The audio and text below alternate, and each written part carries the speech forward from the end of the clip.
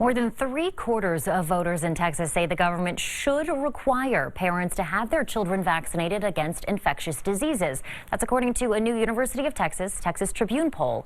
14% say no, it shouldn't be a requirement, and 8% say they don't know. KXAN's Steffi Lee shows us how this plays into the growing awareness of vaccinations.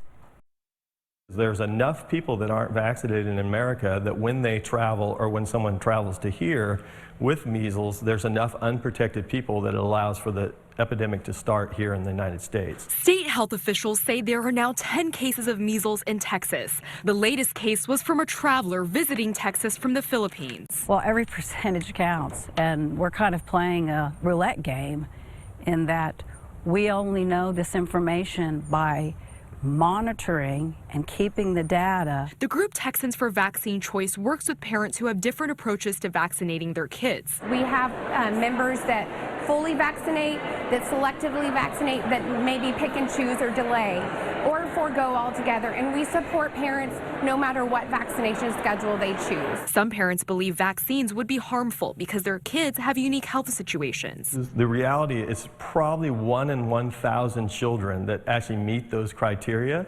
And yeah, we don't want to vaccinate people when they don't have the ability to, one, make a nice immune response, or two, you might actually make them sicker. The context has really changed this time. Though polling results haven't changed much since the last study 4 years ago, researcher Jim Henson feels the way people think about vaccines is changing. We were not, in fact, in the midst of an active public health crisis, and it does seem like we are at this point, and that is going to change the way that people interpret public opinion.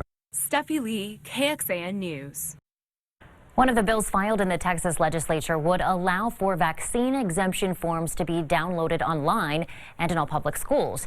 It would also prevent the state health department from maintaining a record of how many of these forms are sent out each year. State health officials currently keep data on the number of conscientious exemptions by school district and county. That information is self-reported. The state sends out a survey to more than 1,000 independent school districts and private schools to get a record each year.